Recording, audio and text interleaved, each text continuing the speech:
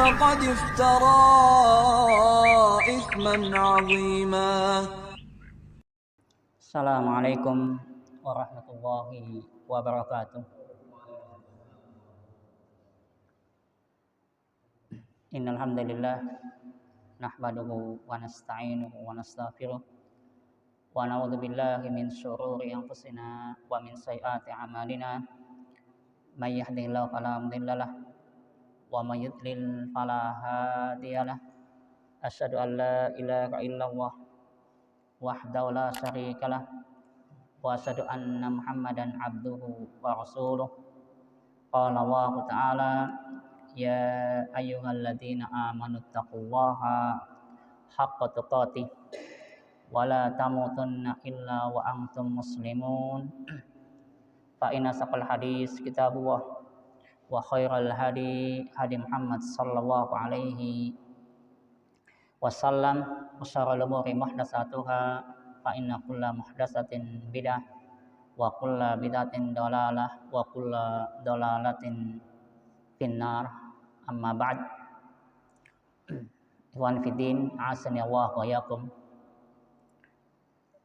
Di kesempatan malam hari ini kita kembali bersyukur kepada Allah Subhanahu wa taala, memuji Allah Subhanahu wa taala atas limpahan karunia-Nya, kenikmatan-kenikmatannya, sehingga di malam hari ini pun kita masih diberi oleh Allah Subhanahu wa taala kenikmatan yang besar. Salah satunya adalah nikmat bermajlis ilmu, yang mudah-mudahan majlis ini majlis yang diberkati oleh Allah Subhanahu wa taala, majlis yang bisa menghilangkan dan menghapus dosa-dosa dan kesalahan-kesalahan kita. Ikhwan fillah, a'azzani Allah wa iyyakum. Melanjutkan kajian kita pada tafsir Al-Quran Al-Karim, di mana kita masih membahas ayat yang kaitannya dengan perjanjian Allah Subhanahu wa taala dengan Bani Israel, di mana pada kesempatan yang lalu kita telah mengetahui ada 8 poin, yaitu perjanjian Bani Israel dengan Allah Subhanahu wa taala.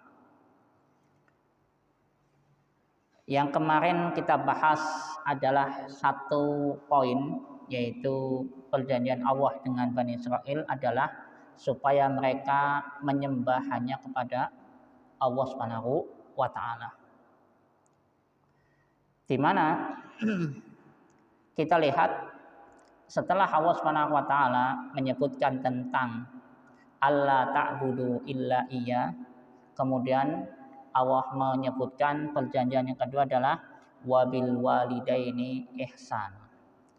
Maka terhadap kedua orang tua hendaknya engkau berbuat baik.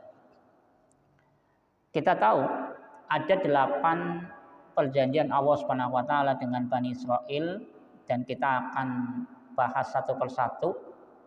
Kemarin kita telah membahas yaitu bagaimana kewajiban untuk menyembah itu hanya kepada Allah Subhanahu wa taala dan bahaya daripada berbuat syirik kepada Allah.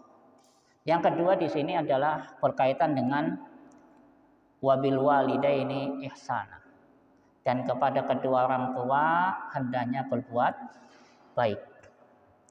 Nah, kita tahu ada beberapa ayat yang menunjukkan tentang pentingnya berbuat baik, berbakti kepada kedua orang tua. Kalau di ayat ini saja kita mengetahui tentang kewajiban berbakti kepada orang tua, ini perintah yang kedua. Setelah Allah Subhanahu wa taala memerintahkan seseorang menyembah hanya kepada Allah, kedua adalah perintah untuk berbakti kepada orang tua. Nomor 2 ini menunjukkan apa? Pentingnya berbakti kepada orang tua. dan kita hayati. Allah Subhanahu wa taala memerintahkan hambanya untuk nyembah kepada Allah. Itu nomor pertama. Ya kan? Ternyata kewajiban yang kedua adalah berbakti kepada orang tua. Kita lihat pula pada surat Al-Isra ayat yang ke-22. Di sana pun Allah Subhanahu wa taala menyebutkan wa qada rabbuka alla ta'budu illa iyyah wa bil walidaini ihsana. Di surat Al-Isra ayat yang ke-22 Allah berfirman wa qada rabbuka, dan Tuhanmu Allah telah menetapkan alla ta'budu illa iyyah, hendaknya kalian jangan menyembah kecuali hanya kepadanya saja, kepada Allah saja. Kemudian apa? Wabil walidaini ihsana, dan kepada kedua orang tua hendaknya engkau berbuat baik. Jadi di ayat Al-Isra pun Allah mengkaitkan ibadah kepada Allah, berikutnya adalah berbakti kepada orang tua. Ya kan? Ini menunjukkan tentang apa? Begitu pentingnya dan begitu urgennya kaitannya dengan bakti kepada orang tua. Ada satu ayat lagi yang menunjukkan tentang ternyata Allah mengkaitkan pula tidak dianggap bersyukur kepada Allah kalau tidak bersyukur kepada orang tua. Allah katakan dalam ayatnya dalam surat Luqman, Allah berfirman aniskurli wali walidaiki, hendaknya engkau bersyukur kepadaku dan bersyukur pula kepada kedua orang tuamu.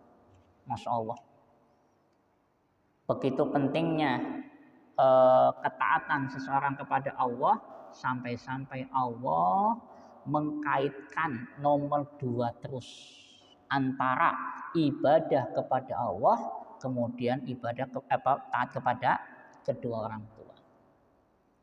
Maka kita lihat Ibnu Abbas radhiyallahu anhuma itu pernah mengatakan ada 3 ayat, ya, yang mana 3 ayat ini yang menunjukkan 2 syarat itu harus ada. Kalau salah satu tidak dilaksanakan, maka dianggap tidak melakukan atau melaksanakan satunya. Jadi kata Ibnu Abbas, salasu ayatin makrunatin bisalasin. Ada 3 ayat yang terus berkaitan. La tuqbalu wahidatun bi ghairi qariniha. Yang mana kalau satu ini 2 terus bergandengan atau bergandengan, 2 hal ini dua-duanya harus dilaksanakan. Kalau salah satunya hanya salah satunya saja, maka tidak diterima. Yang pertama kata beliau firman Allah Subhanahu wa taala wa atiullaha wa atiur rasul.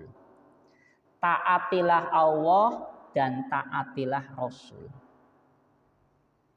Ini harus bergabungan, berdampingan. Ketika seseorang hanya taat kepada Allah, tidak taat kepada Rasul, artinya contohnya apa? Percayanya cuman Al-Quran. Orang percaya hadis, batal. Karena Allah mengatakan wa'ati Allah wa'atiur Rasul. Taatilah Allah dan taatilah Rasul. Harus dua-duanya. Kan seperti itu. Kemudian yang kedua kata beliau adalah wa aqimus sholata wa atuz zakah. Dirikanlah salat dan tunaikanlah zakat. Faman shalla wa lam yuzakki lam yuqbal minhu.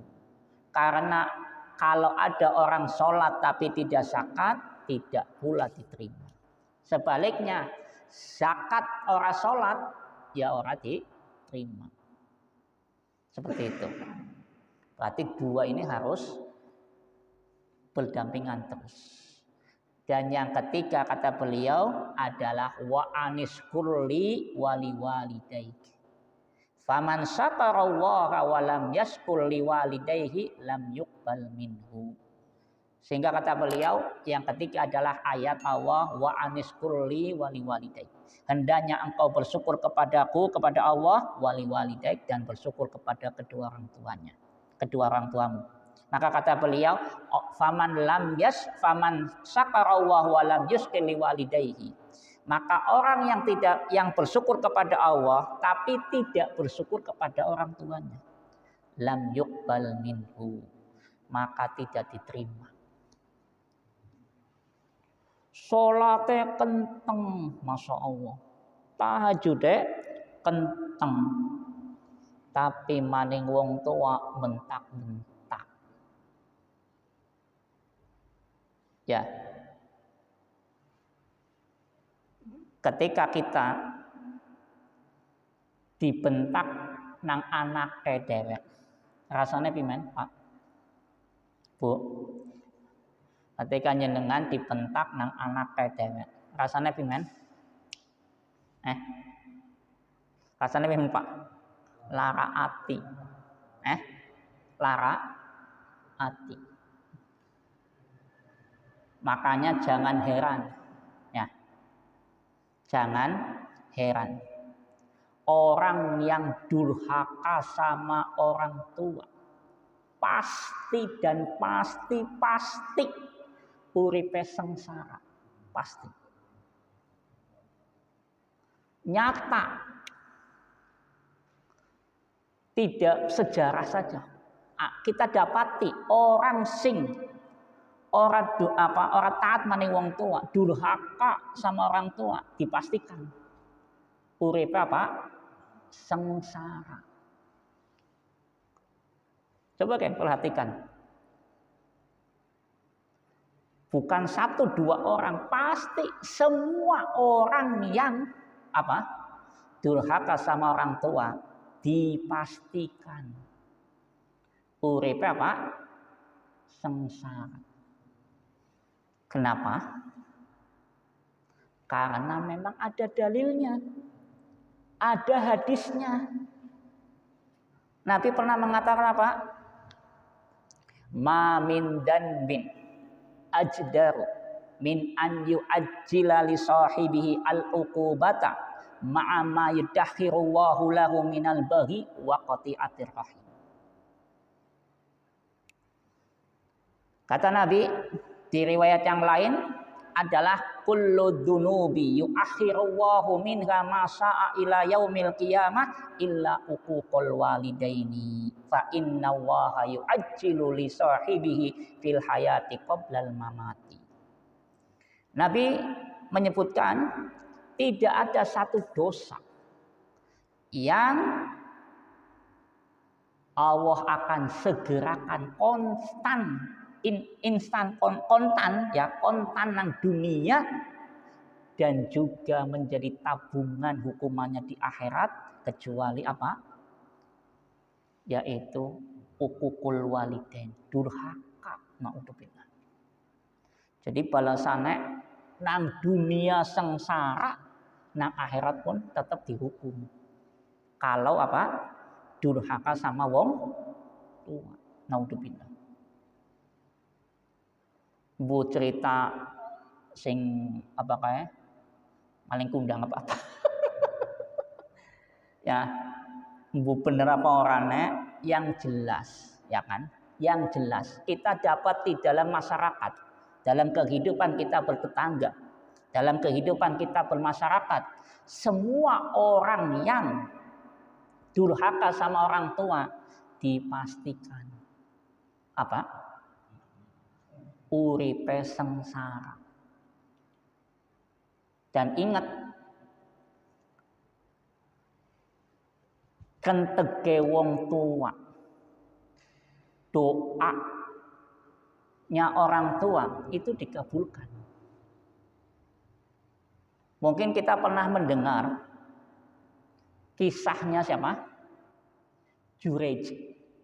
Pernah krungu? Jurej itu adalah orang yang sangat-sangat taat ibadah. Sangat-sangat taat ibadah. Suatu ketika dia sholat. Kemudian ibunya memanggil. Jurej, sini. Ibunya memanggil. Jurej bimbang. Ki aku sholat apa batalna sholat. Ternyata tetap sholat balah. Kok. Ibunya manggil maning, Jurej ke sini. Jurej bimbang.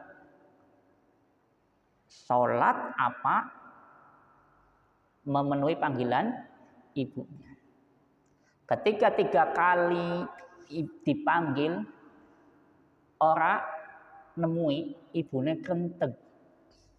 Ibunya apa? Krentek dalam batin. Anaknya aku sing donge diharapna dundang teka ora teka. Krenteknya apa? Kamu tidak akan mati kecuali akan digoda oleh wanita. Nembe krentek kayak kowe. Dan ternyata nyata. Ketika ibunya sudah meninggal, Jurej difitnah oleh seorang wanita, di mana wanita ini hamil. Kemudian ngomong maning wong-wong. Ki bayine apa? Jurej. Ini hasil hubungan saya dengan Jurej. Wow, masyarakat pada apa? Emosi, gembar. Wah, Jurej terkenal ibadah, tapi jebelen nganake wong wadon. Ya kan? Maka apa yang terjadi? Masyarakat semuanya gembredeg maning siapa? Rumah Jurej. Rumahnya dia, tempat ibadahnya dia dihancurkan. Dihancurkan. Maka Jurej pun pasrah. Kalau kalian nuduh saya ini adalah anak dari saya, tolong beri satu kesempatan buat saya. Maka Jurej pun sholat. Jurej sholat. Setelah sholat, Jurej meminta kepada Allah Subhanahu wa taala, kekuasaannya Allah Subhanahu wa taala, maha mampunya Allah. Maka setelah sholat, Jurej pun bertanya kepada bayi anak itu atau bayi itu. Maka Jurej bertanya, siapa bapakmu? Bayi itu pun berucap, bapakku pengembala kambing kai. Pengembala kambing itu. Maka akhirnya orang pada nyesel. Karena apa? Tuduhan yang tidak baik tadi. Yang akhirnya mereka membangun rumah maning kok Jurej. Intinya apa? Dalam hadis ini Nabi Muhammad SAW mengatakan ada 3 bayi yang bisa bicara. Bayi apa saja? Ada 3 bayi yang bisa bicara. Nabi Isa 1, kedua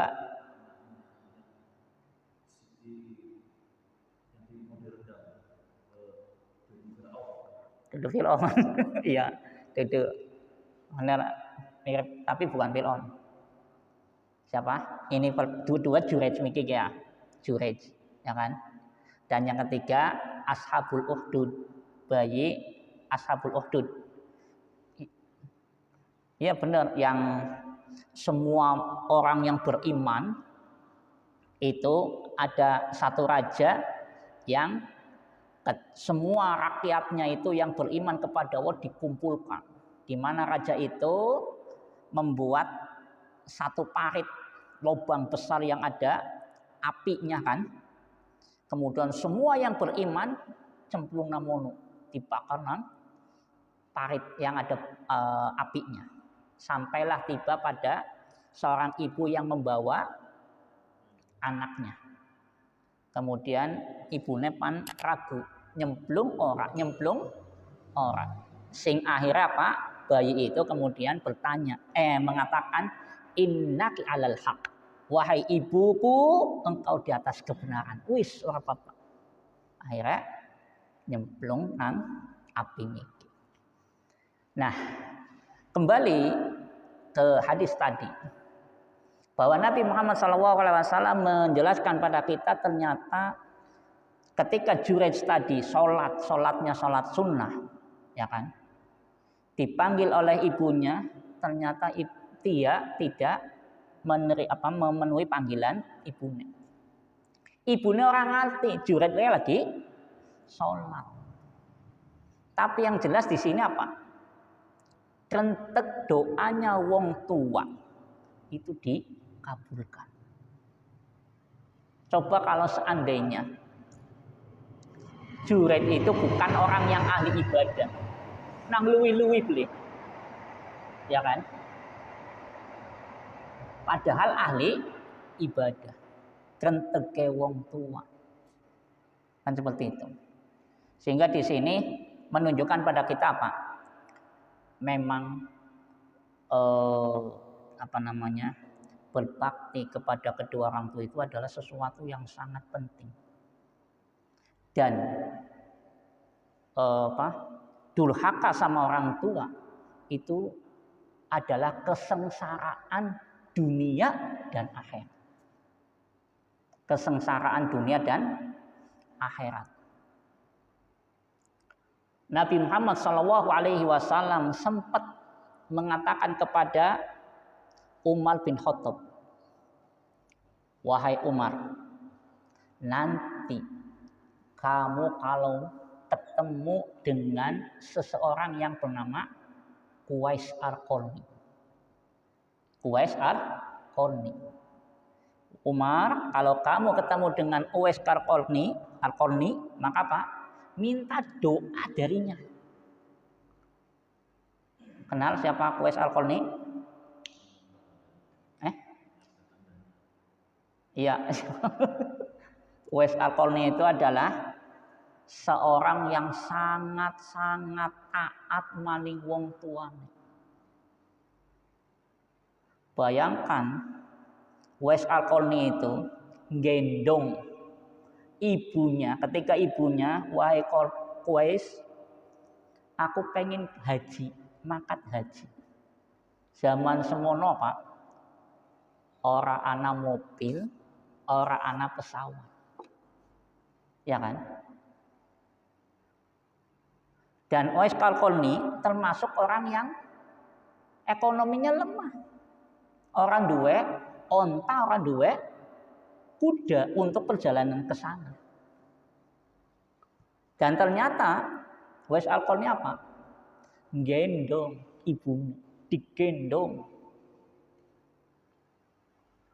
beratus-ratus kilometer, bayangkan. Ini gendong wong tuane dari satu negara ke negara lain, bukan beberapa negara lagi, bukan satu negara, ya kan? Beratus-ratus kilometer.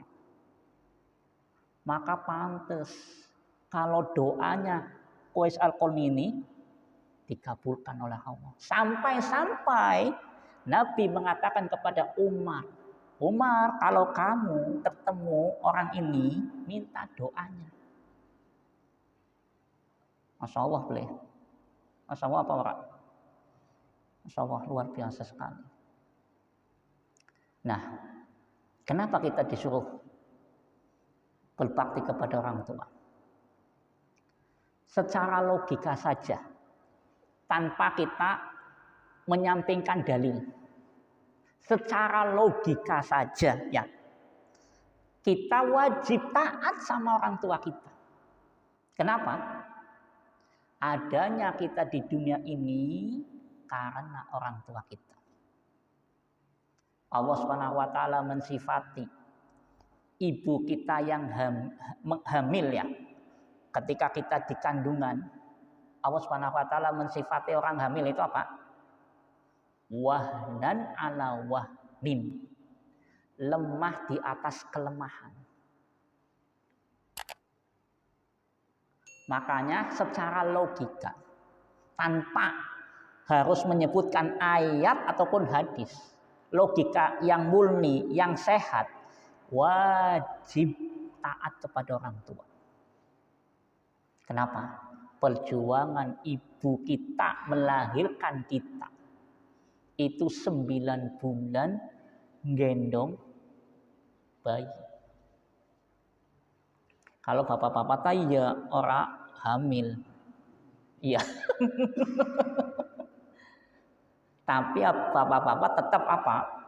Ada kebaikan buat kita. Bapak kita ini otomatis kerja banting tulang untuk kita, iya kan? Memang si Nabi mengatakan ketika Nabi ditanya siapa orang yang lebih layak untuk aku berbuat bakti kepadanya, ibu dan bapak. Karena memang ibu itu mengandung 9 bulan. Panturo kemurup amen ya. Melaku maning omah maning pasar kudu gendong terus. Kira-kira abote pira coba? Kira-kira abote pira? 3 kilo bae wis jenengan gawa kelapa, tumpukan kelapa 2 kilo dan dibopong. Kira-kira buat beli Pak?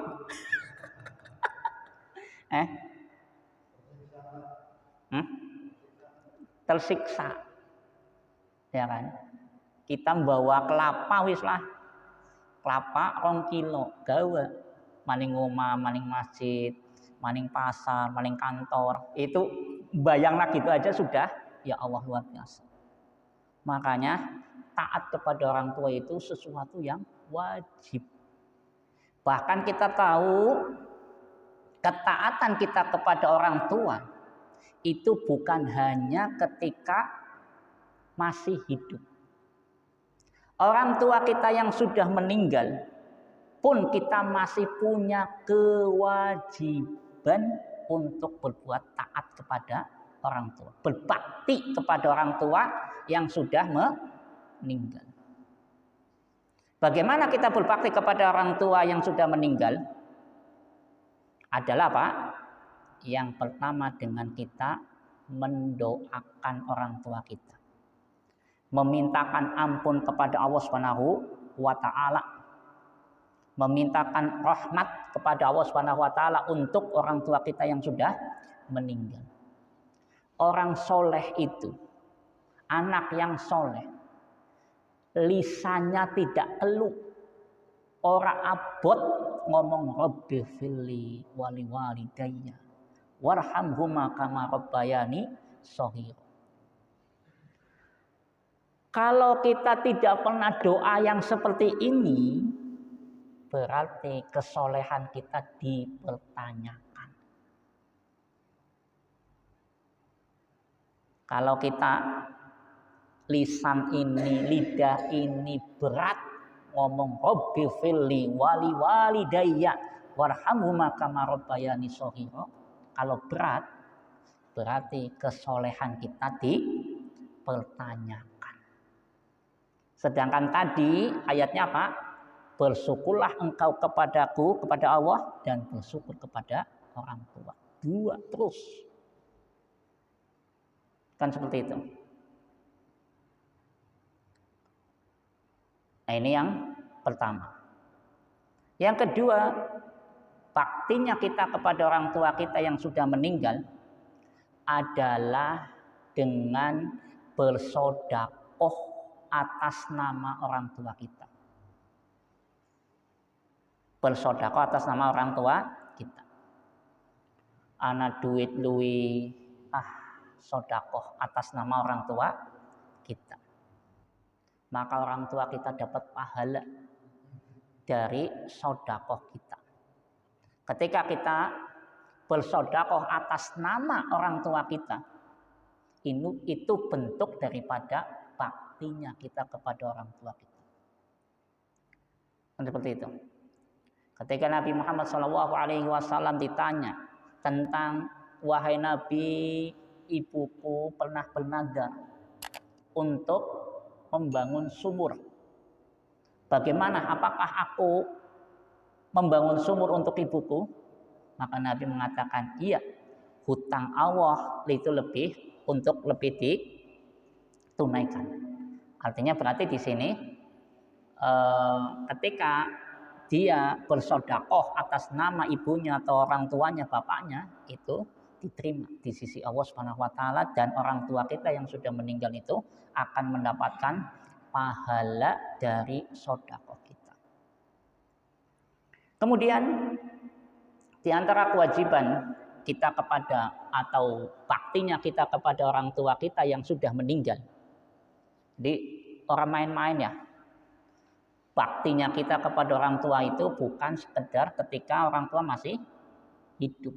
Sampai orang tua sudah meninggal pun masih ada kewajiban bagi kita. Kita yang sudah tua ini tetap ada kewajiban. Ya kan?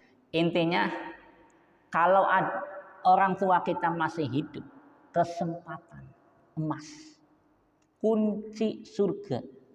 Kunci surga itu salah satunya adalah bakti kepada orang tua.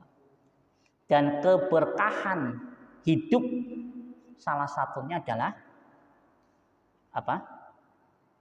Bakti sama orang tua. Tadi saya katakan, doanya orang tua itu sangat dikabulkan. Saya yakin ketika anak-anak kita sudah dewasa, itu harapan kita adalah apa? Anak itu datang, ya kan? Orang usah gawa oleh-oleh pun senang. Kan seperti itu.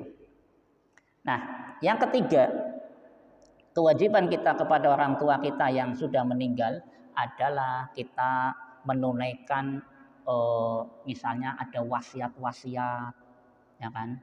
Misalnya orang tua kita pernah berwasiat, nanti tolong hartaku itu buat yatim, buat bangun masjid, buat apa. Maka ketika ada wasiat yang seperti itu dan wasiat itu baik, maka kita tunaikan, laksanakan. Seperti itu. Selama wasiat itu memang tidak menyelisihi aturan Allah dan Rasulnya. Seperti itu. Kemudian yang keberapa? 4 ya. Kewajiban kita bakti orang tua yang sudah meninggal adalah buktinya dengan apa? Bersilaturahmi terhadap sedulur-sedulur orang tua. Kakang adine bapak, kakang adine ibu, ya kan? Paman-paman kita, ya, ponakan-ponakane bapak ibu dan seterusnya. Nah, itu kita silaturahmi, kunjungi. Atau bukan sekedar kakang adine, teman-temannya orang tua kita. Bapaknya gemen medang bareng, ngopi bareng karo wong kae misalnya, ya. Kunjungi. Teman-teman dekatnya orang tua kita, itu kita kunjungi. Itu bentuk daripada apa?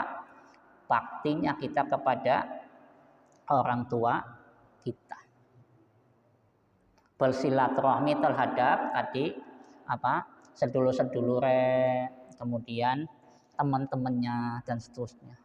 Dan yang ketiga adalah dengan kita bersikap baik di dunia, insya Allah orang tua kita pun namanya akan harum. Tapi kalau kitanya bersikap tidak baik, pasti akan ditanya. Karena apa sih? Ya boleh. Maka berarti bentuk baktinya kita kepada orang tua adalah jaga nama baik orang tua kita. Jaga nama baik orang tua kita dengan kita berbuat baik. Karena insya Allah kalau kita berbuat baik, nama orang tua kita pun akan baik. Tapi kalau kita tidak bisa menjaga perilaku kita, nama orang tua kita pun akan buruk. Nah, sehingga ikhwani fillah asanallahu wa iyyakum. Tadi kita katakan bahwa satu keharusan yaitu taat kepada orang tua itu adalah hal yang penting dan menjadi keharusan buat kita semuanya. Nabi Muhammad SAW tadi menyebutkan apa? Bahwa doa yang dikabulkan salah satunya adalah doanya orang tua. Nabi kata Nabi, salah sudah awat 3 doa yang mustajabat, yang akan dikabulkan. Yang pertama doanya orang yang didolimi, itu akan dikabulkan. Yang kedua doanya orang musafir. Dan yang ketiga doanya kedua orang tua. Jadi aja sampai orang tua ini saking emosinya kepada kita, kemudian krentek ngomong rapi. Dan kita sebagai orang tua pun harus hati-hati mengucapkan hal yang tidak baik kepada anak kita. Kenapa? Nanti nyesel. Aja sampai gampang apa? Nyepatani. Wong tua aku aja sampai gampang nyepatani. Nyepatani bahasa Indonesia apa? Sumpah serakah ya. Ya. Kenapa? Karena ucapan orang tua itu akan terkabulkan. Para ulama menjelaskan kepada kita, kalau orang tua kita bicara sama kitanya hati-hati, berarti kita ini hakikatnya durhaka. Masya Allah. Ini ucapan yang kata para ulama Pak, kalau sampai orang tua kita ini kalau berhadapan dengan kita, kemudian ngomongnya hati-hati, itu berarti menunjukkan hakikatnya kita durhaka. Kenapa? Karena orang tua kita sampai anakku ini tersinggung, aja sampai anakku ini emosi. Maka sing akhirnya kemudian orang tuanya ngomongnya hati-hati nemen, lembut nemen. Itu hakikatnya anak itu durhaka. Kalau seandainya anak itu tidak durhaka, wong tua penggonyomi pan apa? Itu hak prerogatif wong tua maning anak. Ya kan? Dan kita wajib taat sama orang tua kita. Wajib. Selama ketaatan itu tidak menyelisihi ketaatan kita kepada Allah Subhanahu wa taala. Selama ketaatan perintah orang tua itu tidak menyelisih perintahnya Allah dan Rasulnya, wajib bagi kita untuk taat kepada orang tua. Kalau orang tua nyuruh anaknya untuk menceraikan istrinya, ditaatnya apa ora? Akan dulu. Ada satu riwayat Umar bin Khattab radhiyallahu an pernah memerintahkan kepada anaknya Abdullah bin Umar, di mana Umar bin Khattab memerintahkan kepada anaknya Abdullah bin Umar, ceraikan istrimu. Maka Abdullah bin Umar pun menceraikan istrinya. Saiki njenengan wong tuane ngongkon istrine dicerai. Pantaat sama wong tua apa kan? Imam Ahmad pernah ditanya. Apakah saya wajib menuruti keinginan ibuku yang mana ibuku ingin istriku diceraikan? Maka Imam Ahmad menjawab apa? Tidak wajib. Kenapa? Kata beliau, kalau bapakmu atau bapakmu yang memerintahkan menceraikan istrimu itu kayak Umar nilai keimanannya, monggo. Kalau keimanannya kayak Umar, monggo. Kalau Umar tahu dengan feelingnya, instingnya, wanita ini tidak baik, ceraikan. Karena iman yang tinggi itu feelingnya kuat, pasti, ya kan? Sehingga di sini berarti tidak mesti perintah orang tua itu kudu dituruti. Kalau memang istri kita nyakiti orang tua kita, istri kita memang membuat orang tua kita ini tidak nyaman, ya kan, dan seterusnya misalnya, karena mungkin lisannya, perbuatannya, sikapnya yang terus-terusan menyakiti orang tua kita, kemudian orang tua kita minta ceraikan istrimu, baru taati. Tapi kalau hanya sekedar emosi sesaat, ya kan, enggak. Kenapa? Setan itu sangat seneng kalau ada pasangan suami itu cerai, ya kan? Sampai-sampai iblis itu selalu memberikan hadiah buat anggotanya kalau anggotanya bisa membuat pasangan suami istri itu cerai, ya. Nah, kemudian pertanyaan yang lain adalah, kalau perintah ibu dengan perintah bapak saling tabrakan, mana yang kita taati?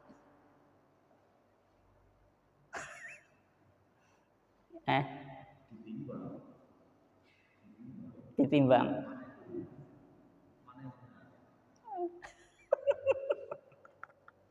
Gimana? Kalau menurut jumhur ulama, ketika ada dua perintah ibu dan perintah bapak saling kontradiksi, saling bertentangan, maka dahulukan perintah ibu. Menurut jumhur ulama. Kenapa? Sebagaimana hadis tadi, siapa yang lebih aku berhak untuk berbakti? Maka Nabi menjawab, ibumu, baru bapakmu. Sehingga ketika ada dua perintah yang saling bertentangan, maka dahulukan ibu. Wallahu ta'ala alam. Wassallallahu ala nabiyina Muhammad wa ala alihi washabihi ajmain. Subhanaka asyhadu an la ilaha illa anta astaghfiruka wa atubu ilaik. Assalamualaikum warahmatullahi wabarakatuh. Wa man yushrik billahi faqad iftara ithman 'azima.